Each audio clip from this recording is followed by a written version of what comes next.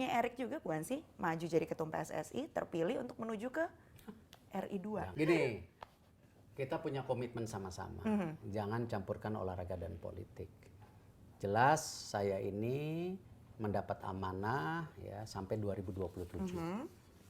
Saya memang mendapat penugasan ya dari Pak Presiden sebagai menteri. Saya juga tidak malu ya menyatakan kalau yang namanya olahraga di Indonesia itu kalau mau maju mesti ada juga peran pemerintah. Nah, selama ini sepak bola Indonesia selalu dipersepsikan kembali ini persepsi. Oh, ini pemerintah mau ikut campur sepak bola. Nanti dihukum oleh FIFA. Hari ini bayangan ada menteri dan bekas menteri di sepak bola Indonesia, FIFA nggak hukum kok. Tetapi yang paling penting kan FIFA caranya. Siapa yang memimpin sepak bola? Itu ada statutanya. Kalau saya seorang Erick Thohir tidak punya track record di sepak bola, ya nggak bisa jadi ketua gitu. Dan jangan juga melihat seakan-akan ini jadi quick win gara-gara apa? Politik, tidaklah. Ya, saya yakin dengan segala kerendahan hati, saya diterima masyarakat sepak bola tidak lain karena saya memang sudah berkecimpung di sepak bola. Dari semua masyarakat sepak bola, saya rasa mereka bisa memantau saya, ya, dan percayalah, saya tidak mau mengorbankan sepak bola karena urusan pribadi, ya. Dan saya yakin kalau kita sabar, hasilnya ada. Dan ini udah mulai kelihatan gitu. Jadi bukan sesuatu yang ini. Nah, urusan masalah politik ya politik sama. Ketika orang nanya, Pak Erik, ya, ini BUMN, ya kan sama kan saya bilang. Apakah dulu saya menangkap ya kan koruptor di Asabri, di Jiwasraya itu gara-gara ya mau ikut politik? Enggak, ya itu bagian tugas saya, tanggung jawab saya membersihkan BUMN gitu. Tapi memang di era sosial media seperti ini gampang sekali statement saya pun dipotong-potong. Ya, kemarin contoh, bagaimana ya renovasi sebuah stadion, ya JIS itu memakan dana 5 triliun. Padahal dibangunnya cuma 4,5 triliun. Kan itu pembohongan publik gitu loh. Nah cuman itu persepsi yang diangkat. Dan pemerintah itu hanya menganggarkan 1,9 triliun untuk 22 stadion gitu. Saya yakin kebenaran itu akan terbuka. Selama kita konsisten gitu. Baik, konsisten ya, untuk konsisten. membuktikan itu ya Pak ya. Tapi kalau bicara soal sosial media ini jadi salah satu yang menarik karena ada satu isu juga informasi yang bergulir ya. Bahwa Erick Thohir ini menggencarkan manuver-manuver ranger sosial medianya juga nih untuk bisa mengulas politik. Saya rasa itu adalah hal-hal yang salah besar. Karena itu saya juga melapor ke Dewan Pers. Saya sebagai orang media loh. Saya bisa mengambil langkah-langkah hukum dengan ITE, tapi saya nggak mau. Karena saya orang media. Ya, saya punya kesepakatan bahwa media itu adalah bagian check and balance. Ini era demokrasi. Tapi yang kita mau apa? Jangan demokrasi. Makanya saya ke Dewan Pers. Ya. Nah, sekarang kita konteks masalah sosial media. Nah, era sosial media ini memberi peluang untuk perusahaan pun punya sosial media. Nah, di mana konteksnya perusahaan-perusahaan BUMN? Perusahaan BUMN ini dekat dengan pelayanan publik. Saya memang mendorong agar perusahaan-perusahaan media BUMN itu punya sosial media. Tapi Masya Allah, bukan buat saya. Buat perusahaan itu. Karena saya ini sebagai Menteri BUMN ada habisnya. Waktunya selesai. Di tengah 1 tahun ini Pak, kalau saya intip-intip nih Pak ya, data-data lembaga survei ini menempatkan seorang Erick Thohir, nama Erick Thohir nih Pak, ini lembaga survei ya Pak, bukan saya loh Pak, sebagai kandidat cawapres paling menjanjikan. Nah itu kan apresiasi, ya. Tapi yang saya selalu bilang, apresiasi ini jangan menjadi racun. Sama, saya bilang di tengah gempuran BUMN selalu dibilang banyak utang. Tapi kan kita kasih lihat fakta. Hutang BUMN itu hanya 1.600. Banyak, tapi ya segitu. Tapi dibandingkan modal BUMN yang sampai 3.200, itu jauh lebih besar. Jadi artinya aman. Nah, itu kan tidak diapresiasi. Selalu bilang hutang. Nah, ini juga sama. Ketika ada survei yang baik mengenai saya, Itu apresiasi, tapi jangan jadi racun. Justru itu membuat kita harus kerja lebih giat, ya. Apalagi pasti banyak yang nggak suka, ya kan, tambah banyak yang cemburu. Ya the fact, ya nggak apa-apa. Tapi kita jangan jadi racun. Justru kita mesti buktikan bahwa hasilnya ada. Itu yang justru malah kita pikir gitu. Karena elektabilitasnya ini tinggi loh Pak, nama seorang Erick Ya, Thohir. tapi kan gini, survei itu kan bisa naik turun. Oke. Bisa naik turun loh. Siapa yang menggaranti? Kita nggak pernah tahu gitu.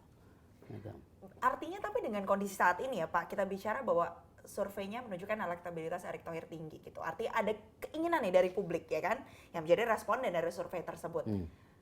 Sudah siap Pak? Bukan masalah siap nggak siap.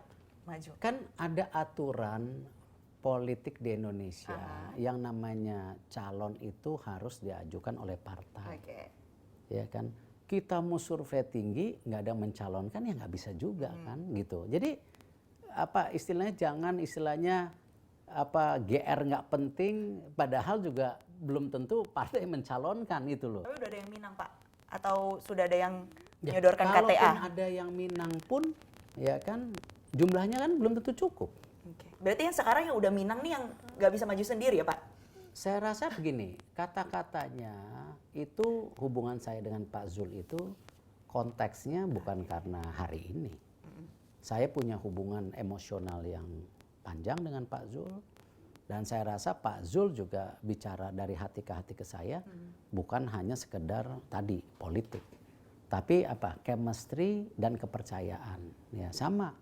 Ya, ini sesuatu yang saya juga sudah pernah bicara. Apa sih konteksnya ke depan kita duduk di pemerintahan?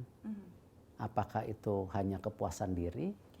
Apakah bagian dari pelayanan itu sendiri gitu? Berarti artinya juga mungkin nanti jalannya juga proses negosiasinya lebih akan condong kepada PAN ya Pak? Dalam arti begini, hari ini PAN sangat friendly. Oke. Tetapi kan yang namanya koalisi itu belum terjadi gitu.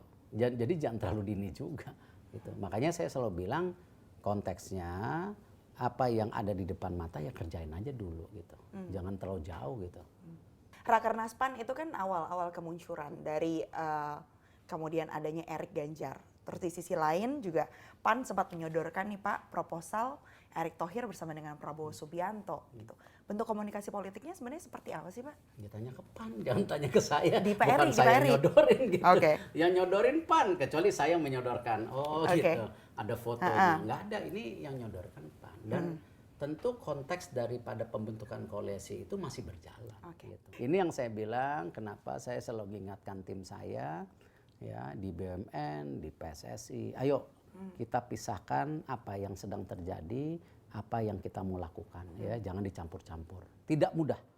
Caimin juga sempat nawarin nama Bapak nih Pak ke Prabowo. Emang baik hubungannya gitu, emang baik, tetapi kalau dibilang saya ada nggak pertemuan dengan Caimin, ya ada, ya kan, walaupun gimana kan Komisi 6 ketuanya dari PKB Pak Faisal Riza, jadi pasti pembicaraan-pembicaraan ada. Dan gini loh, tanpa dukungan dari Komisi 6 yang terdiri dari berbagai partai, tidak mungkin juga transformasi BUMN bisa terjadi. Ingat, yang namanya restrukturisasi Garuda itu bisa terjadi ketika apa? Komisi 6 mendukung.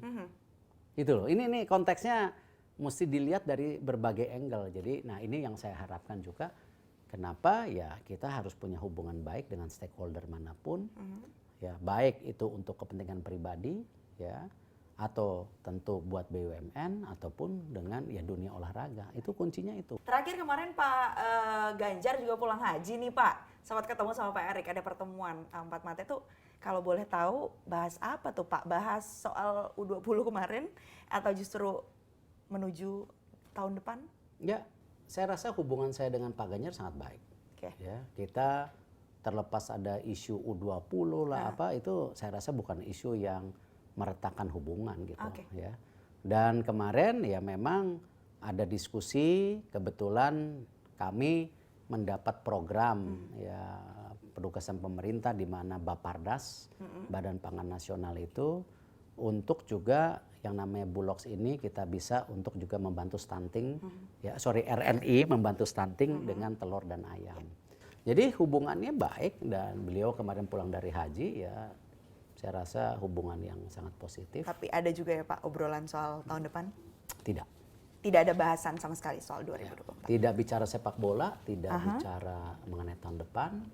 Dan inilah hal-hal yang saya rasa kembali konteksnya itu jangan dilihat semua politik gitu. Nanti saya ketemu Pak Prabowo bicara lagi, oh ini politik. Padahal kemarin Pak Prabowo sendiri kan baru saja dipanggil Bapak Presiden mengenai industri pertahanan. Pak Erick selalu menyatakan bahwa segala hal yang dilakukan selalu tegak lurus dengan perintah dari Presiden Joko Widodo. Apakah kemudian nantinya jika publik akhirnya mengetahui Pak Erick sama siapa nih, itu berarti perintah dari Pak Presiden, tegak lurus Pak? Gini, konteks tegak lurus itu kan ada dua. Satu, saya sebagai pembantu Presiden, Menteri, ya sudah disampaikan sejak awal oleh Bapak Presiden bahwa visi itu ada di Bapak Presiden.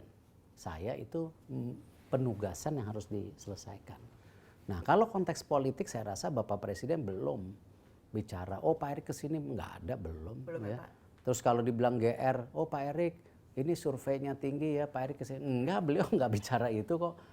Nah, saya merasa pujian beliau kepada saya itu sesuai dengan konteks-konteks kerjaan yang dilakukan seperti kemarin di Jalak Harupat mengenai sepak bola itu.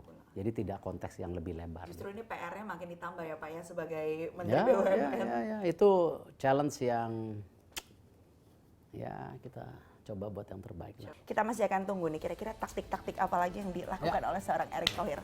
Sehat selalu Pak Erick. Makasih. Terima kasih Pak. Mari. Ini udah disiapkan kita minum. Ya, demikianlah tadi special interview bersama dengan Erick Thohir, Ketua Umum PSSI. Dan saya Mayfri Syari pamit undur diri. Sampai jumpa.